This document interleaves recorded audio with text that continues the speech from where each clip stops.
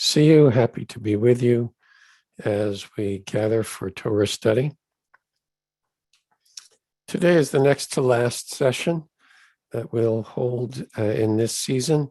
We'll meet again next week and then be on hiatus for July to begin again in August when we queue up for our Elul program preceding the high holidays, what we've come to call the Shofar Project. So we'll be able to study this week and next, and then turn to Torah study later in the summer preceding the high holidays. And I do want to mention once again, as I have in previous weeks, that in the fall, following the holidays, and when we begin the Torah reading cycle again, Rabbi Dr. Aaron Lieb Smokler will be our teacher in the text study programs of the Institute. She'll be teaching both the formal Hasidic text study program as well as the more popular program dealing with the Sfat Emet. We landed on that just recently. So she'll be teaching from the Sfat Emet, the late 19th century Hasidic teacher of the Gerer lineage, a very popular and inspiring teacher. And she will also be leading Torah study on Tuesdays, as we have in the past. So we'll pick up again in August before the high holidays. The holidays largely fall on Mondays and Tuesdays, so we'll be on hiatus through the holiday season. And then Rabbi Dr. Smokler will begin her teaching in October. And I do hope that you will sign up for one of the text study programs and participate in the study with her. She'll support you in that process along the way. And that will be, I think, a very rich and a moving way of engaging with Torah in the coming year. If you'd like to take a moment just to check in, to say where you are arriving from and how things are for you. The weather here in Westchester County in New York started out sunny today, and there were claps of thunder last night as we were going to sleep, but not very much rain. But it is right now looking as if rain is on our way, and perhaps that's true for you as well. It may be that your internal weather is bright and sunny, even if it's raining outside. Tallahassee, Florida. We've had people from all over the world. I do hope that some of you had the opportunity to join with us last night for our night of gratitude, where we were able to acknowledge the many teachers who have participated in our programs and have been leading in the daily meditation programs. Our colleague cantor Lizzie Shamash, who's been leading the yoga studio, and so many others, with a wonderful, wonderful offering of music composed by Aviva Chernik and Yosef Goldman and woven together in just an amazing compilation, and then orchestrated and melded together technically beautifully with Cantor Richard Cohn and with Lizzie joining in with Aviva and with Yosef. It's really just a very, very beautiful evening. I suspect that it will show up on our website. And so if you missed it, you might just go looking for it in the coming days.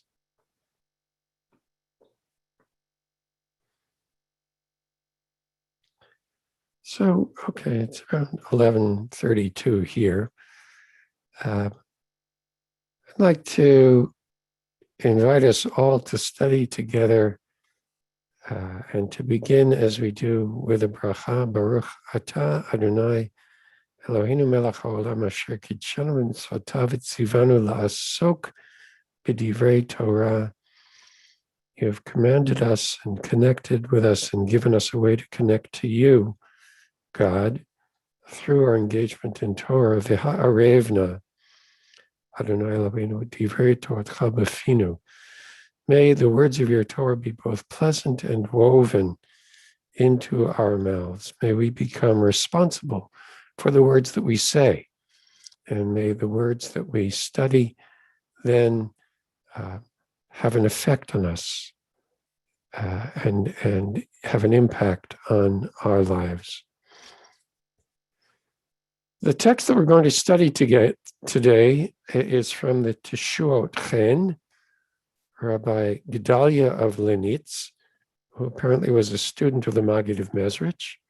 And in its form and tenor, it is a sefer that's very much in that mode of early Chassidut. And I brought it this week because I want us to consider this issue of being woven together. The ha'arevna. We're familiar with the rabbinic idiom that Kol Yisrael arevim zeh bazeh, that Israel are all responsible one for another. That is, we, as it were, pledge our lives, ourselves, one to the other. That's a way of understanding eravon. That is the pledge that I receive from you. You give me your driver's license. That way I know I'll get the bowling shoes back. That's an eravon.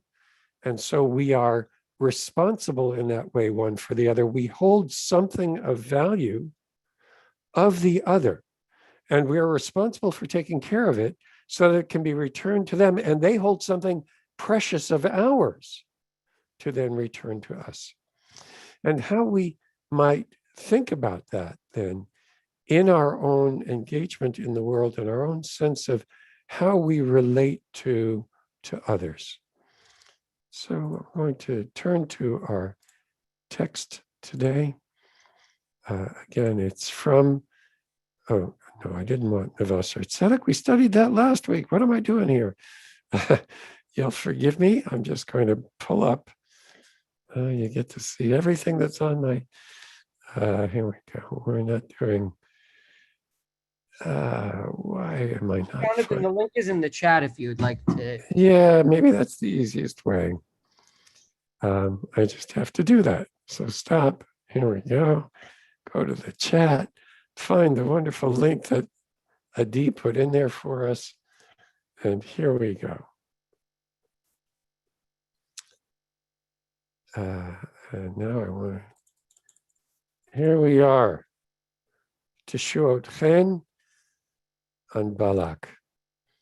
And so he begins with one of these verses of blessing that Bilam, the foreign prophet and soothsayer, was compelled to use to bless Israel. And he says, Mi mana afar Yaakov umispar rova Yisrael. Who can number the dust of Jacob or number the dust cloud of Israel? Now, this word rova is actually quite complex. JPS, this is from the Jewish Publication Society, translates it as a parallel to afar, to the dust. And rova, in that sense, is related to, I believe, the rustling of the feet of a flock of like sheep as they move over some dry land, they kick up dust. And in that sense, it's a dust cloud. But Rova was taken actually by the classical commentators as having to do with sexual relations. And so there's a very complicated and in some ways rich stream of rabbinic commentary on this. But I think that understanding Rova as something having to ultimately do with connection and relationship is going to play into how we read this and how the Teshuot Chen reads it. But he keys first on this idea of afar. Human beings are composed of 4 foundational elements. Arba Yesodot, right? These 4 elements. They are Eish, Ruach, Mayim, Afar. And that is again, where he gets this. Afar is dust or earth. So there are 4 elements in us. They are air, fire, air, or ruach, again, spirit, water, and earth. And so there are 4 types of people. There are Hasidim, Tzadikim, Beinonim, the middling, or Sha'im, the wicked. So those are Hasidim. And again, this reflects, I think, again, this early time in Hasidic life. The followers of the Baal Shem Tov and the Maggid of Mezrich and his students hadn't yet acquired the name Hasidim. They were known as the followers of a particular Rebbe. In fact, the early Hasidim, the Aaron of Karlin, who was a student, I believe, the Baal Shem Tov, established his community in Lithuania, and his followers did cartwheels in their davening, and they jumped up and down, and they cried out loud in ways that were just not recognized by the somewhat more decorous yeshiva world of Lithuania.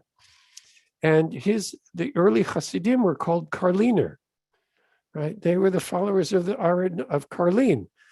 And so here when he says Hasidim, he's not talking about Hasidim the way we think of it as these followers of the Hasidic practices and spirituality, but rather the earlier Hasidim, about whom the rabbis of the Talmud speak when they say that the Hasidim Rishonim, these early pious ones, would spend an hour shohim sha'achat lifnei tefillah, that they would pause and in some way prepare themselves for prayer, perhaps meditating for prayer, an hour before prayer and then an hour after prayer. So there's this idea of Hasidim being in some way supererogatory and deep spiritual practice, and the Hasidim leading up to this transitional period were the ones who were dedicated themselves to a life of study, of purity of practice, and intensive spiritual practice in small groups. And they would segregate themselves in a clois, in a small house or room, where they would practice together. And the followers of the Baal Shem Tov were such Hasidim. And I think that that's what he's talking about, because then he talks about the next level, the tzadikim, the righteous people, those who are dedicated in their practice but not secluded, who live their lives uprightly, even though they're engaged in the world. And then there are the Beinonim, right? The multitude, most of us who are neither this nor that, not completely bad, not completely good, and then the Rishaim, the wicked. So those who are called Hasidim are like the element of fire of the 4 foundations, since their spirituality is great, and only their smallest part is made up of the other elements. So fire is this passionate dedication to spiritual practice, where they sort of leave behind their bodies. They fast Mondays and Thursdays, or perhaps the whole week from Shabbat to Shabbat. They are not really attuned to the physical world, but solely devoted to their spiritual practice. That's the fiery practice that they have. It's as if they're consumed by their spiritual practice.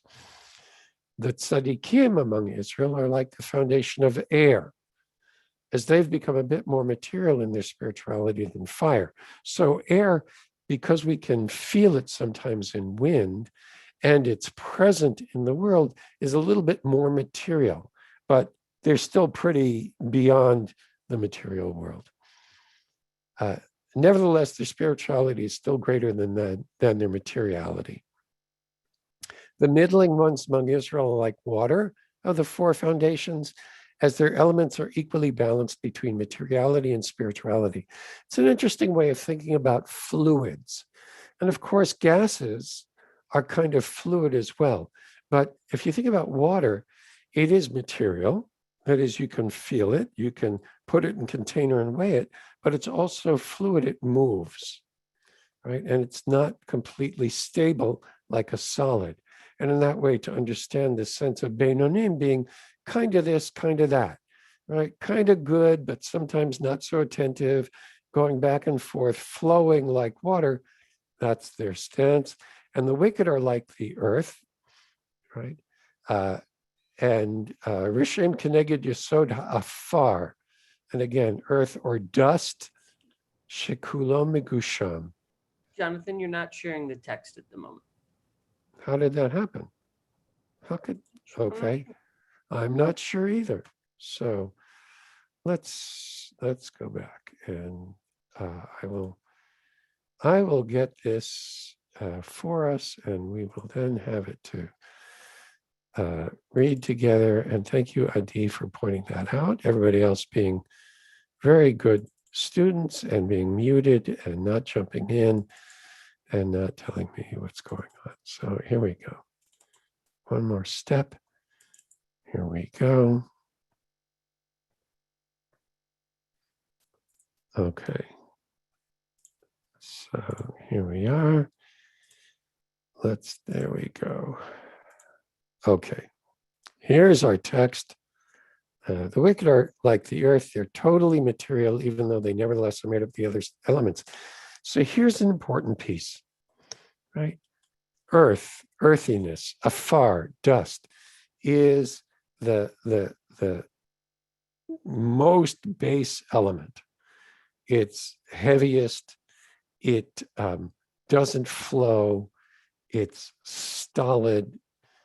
And yet, human beings, even the wicked, must contain the other elements as well.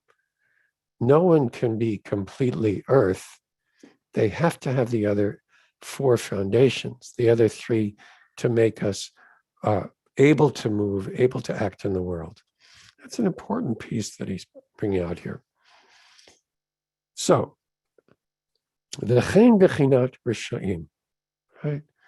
And now consider this element regarding the wicked. Afilu hu male mitzvot. The wicked themselves are still filled with mitzvot. What a wonderful teaching of the sages, that even the wicked among the Israel are filled with a mitzvot like the seeds of a pomegranate, right? So no matter how bad you are, you still have this potential to engage with mitzvot, despite being called wicked, because no wicked person is completely outside of the realm of doing good. Even unintentionally, they probably perform mitzvot, right? When there is achdut in Israel, then afilu hadudaim natnu reach, even the mandrakes give forth fragrance. And in the Midrash, mandrakes are understood to be, in some ways, pungent in a negative way. And he then goes on to say, so the world, when there is achdut, includes the Rishaim, even the Dudaim, right, that have a strong scent. So, uvilti afshar le'olam below Rishaim, kemoshar gimel habechinot, right? It's actually impossible for the world to persist without the wicked, just as it's impossible without the other three types of people. al derech omram zal, right, as the sages taught, shanu tzrichim la'agod posh'ei Yisrael ba'agudot ta'anitenu. The sages taught that even when fasting due to drought and the like, right, and part of the rabbinic mind was that when there's a drought or there's some other affliction plaguing the people, that ultimately what would be most effective and what was necessary in order to overcome it was to enact a fast, a ta'anit, among the people, to gather together everybody in the town or the locality where the plague was taking place, and for everybody to participate in prayer that way. And the rabbis taught that when we gather, even for a ta'anit, where in some ways the fast is because we are judged perhaps as insufficient, as sinful before God, and this is a punishment, and we're confessing our sins and trying to rectify ourselves so that God will bless us with rain.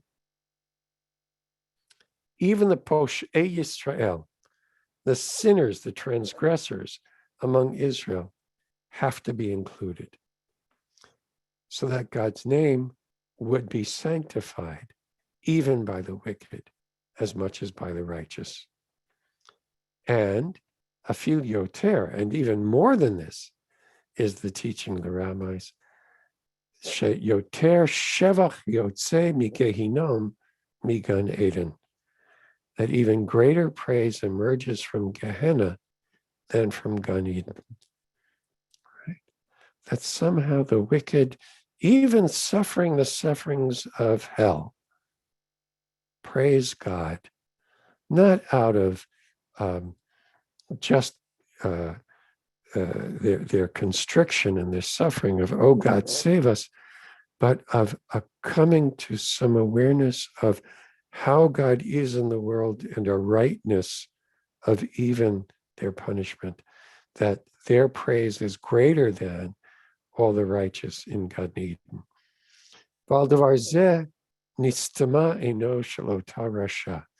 Right?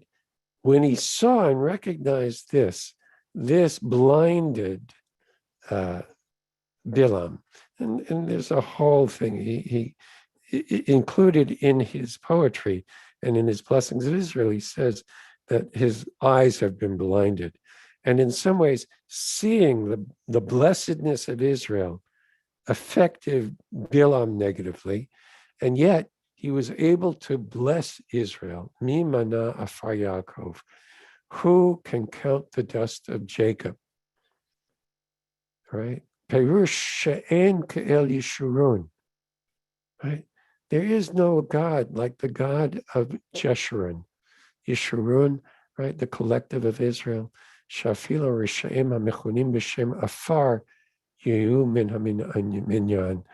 Right? The God of Jeshurun is one who looks for the Posh'ei Yisrael, looks for those who could be called afar, those who are most earthy, those who are most grounded in their material desires and concerns, and who therefore are led to wickedness. Even they are demanded by the God of Jeshurun to be present and are counted among the minyan. The you meha minyan. Umispar rova Yisrael, the number of the dust cloud, the rova of Israel, Perusha afilu b'chinat chelak haravi'i shel Yisrael, that even the fourth part, and here we have this pun, rova and rivi'i, right? Who can number the fourth part of among Israel?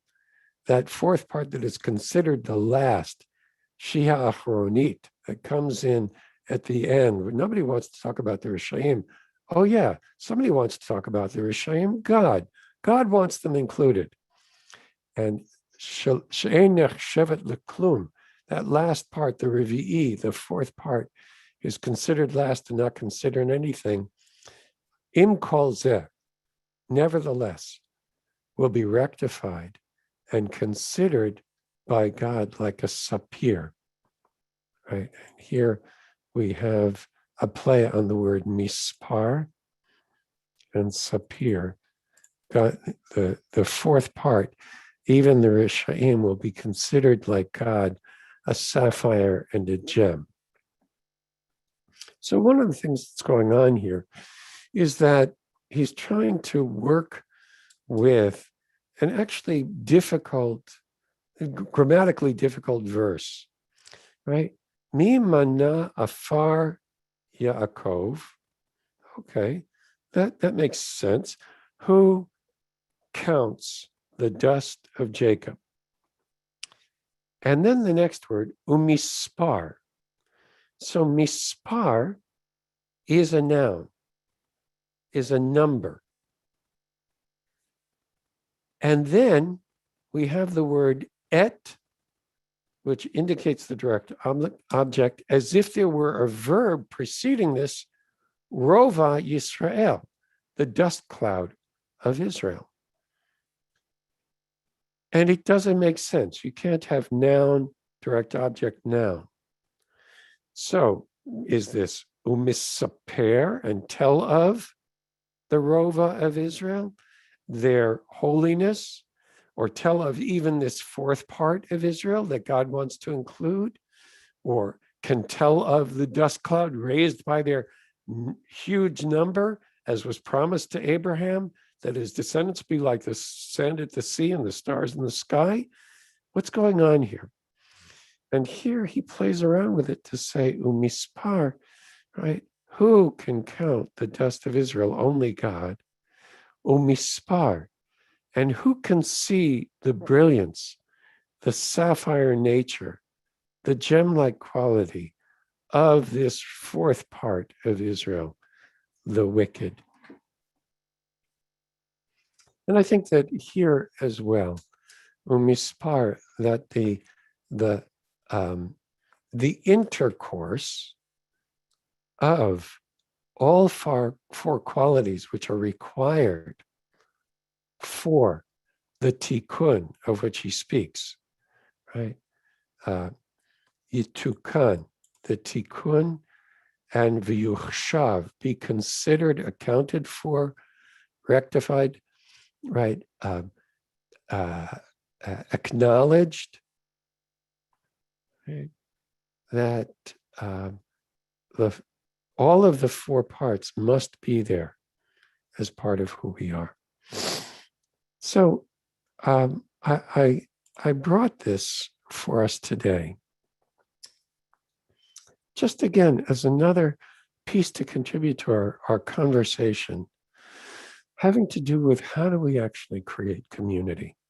What is it that we must for ourselves, and then as we engage in the world, cultivate as our own spiritual, intellectual, ethical, moral quality for relating to others? Certainly, we are still dealing with the big divisions that have emerged or been made more visible in our country and in the world.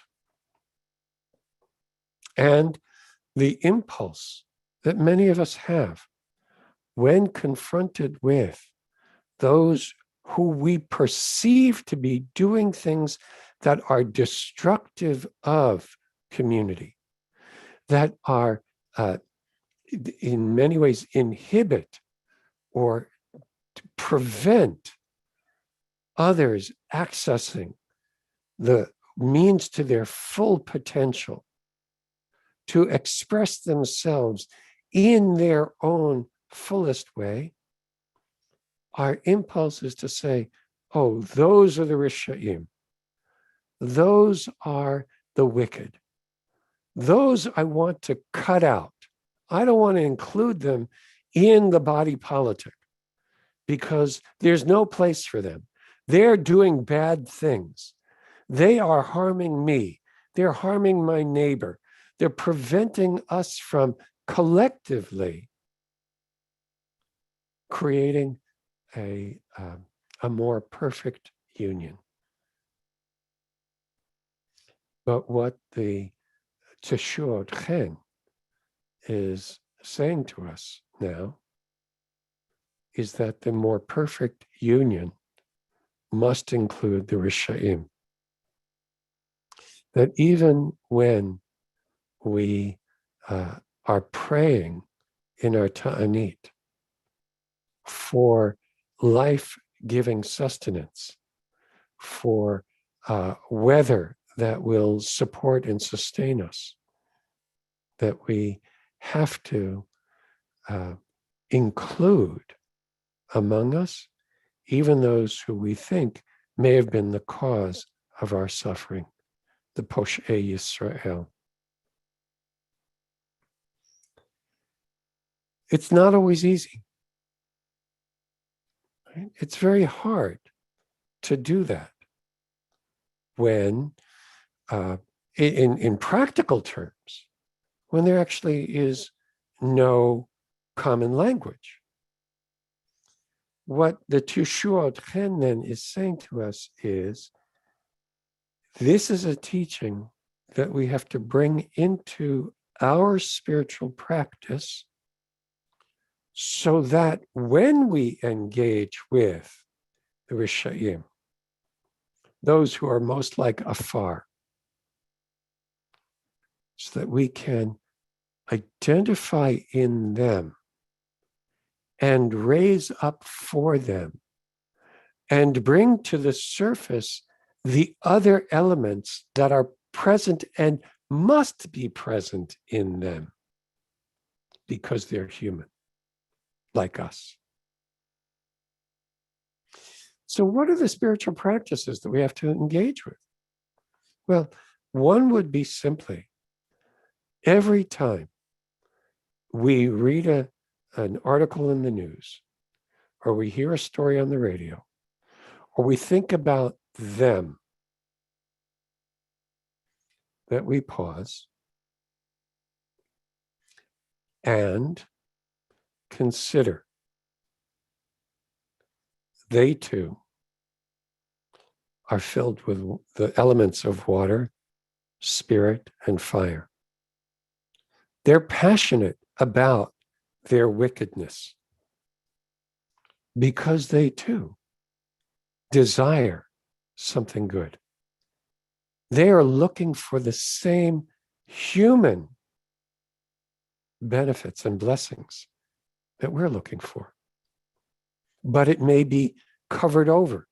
It may be smothered in some way by the afar, by the earthiness, by the fear of loss. So how do we help them cultivate some water quality, some ability to flow, some capacity to be with alternatives? Well, maybe we have to do that too. So in that moment that we are about to point our finger and say them and cut them out of the body politic or my community or the world that I engage in or the world that I want to see, I have to begin to turn to them and find what's common, which is that we're all made of the same elements, that we are the same human beings, that we have the same sorts of concerns, needs, desires, and the same fears, and the same anxieties. We may identify them differently, and therefore we may push back on them differently. But throughout this year of COVID, and in the teachings that I've been offering, we've come up against many of those. We were just talking this morning at breakfast with my wife's daughter who's visiting. The biggest challenge that most of us face when we consider change is, what am I going to lose? What is the cost to me And when I meet that fear, I then sit with it, allow it to be present without reacting to it. To say, this is fear arising. Fear of want, fear of insufficiency, fear of loss. Can I simply sit with it? Then I can examine, well, when else have I experienced loss in my life? Loss of a job, loss of a beloved to death, loss of beloved by divorce, by moving distances apart. When have I experienced loss? What happened then? For some of us, sadly, loss leads to a sense of, I have to hold on more tightly and I can't allow anything else to change. But for many of us, over time, we learn that loss can be incorporated in a life that is still whole and full. We have the capacity to find some other way of being. So, when we witness others whose fear is, if I pull my fingers out of my ears and listen to, right, what's presented as this demon, critical race theory, which really is to say, can we look at our society and how it's structured? Can we look at how people have been treated historically over time and recognize what was in place legally that prevented others from succeeding in promoting my success? Or if I too have been abused by this system, and there are plenty of white people in this country who've been abused by this system, whose natural resources were extracted to make other people rich while they got sick and died without health care until they unionized and got health care. Or the government stepped in and said, you deserve to be cared for. Whose lands were polluted and whose economies were eviscerated when those natural resources had been extracted and there was no more to take. Bye, folks. To understand their fear, that if you start taking care of them, I lose. When we collectively can take responsibility for righting past wrongs, that ultimately the wrongs that harmed you, white person, will also be righted because we recognize moral responsibility, one for the other. That only can come about when we can incorporate Poshei Israel even among us, good guys, praying for the well-being and the life and vitality, the wholeness and health of our country, of our community. When we truly include them, not as noblesse oblige. Well, of course, we'll include them. You can come sit in the back, right? You don't need a ticket. It's okay. You can come to services, right?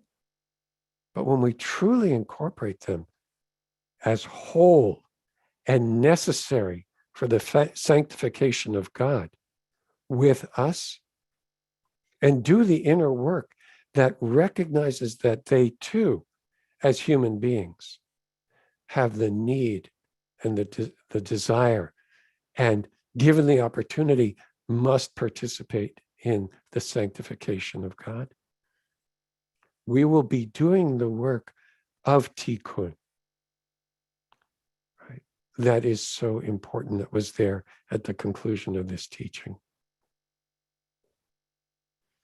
It's not easy work. And I'm proposing that the teaching of the Teshuot Chen, and much of what we've been doing for the past year or so, are finding teachings that address our circumstance and point to the inner work that we have to do in order to live out what the teachings are pointing us to. And it doesn't happen here. It's not thinking about it.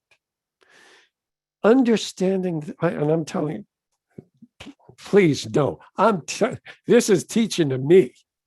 It's not just understanding the theory. It's then in the moment of stress, of uncertainty, of potential conflict, of fear, to be able to apply it and recognize how even my language of we, and I'm talking to we here today, which is a very, very unique set of people who can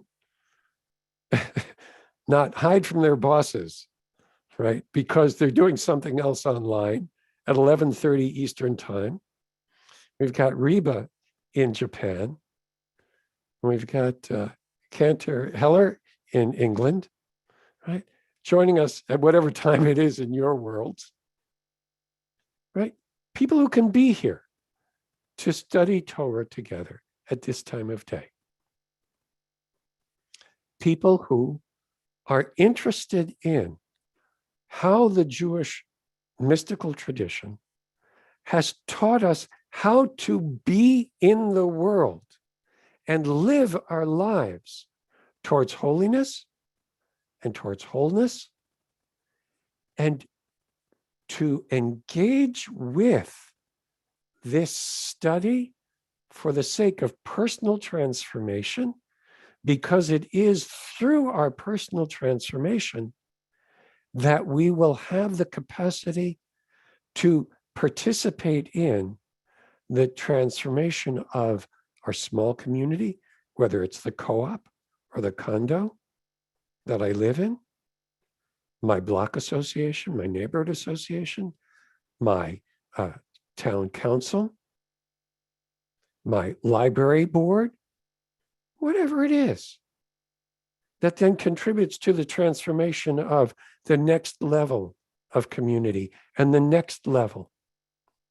There are many things that we'll wind up doing on our own, in our own personal lives, in terms of choices that we make about what we buy, about how it's packaged, about what our waste stream is and how we can reduce that, about the energy that we use, where we set our thermostats, winter, summer, how we live our lives.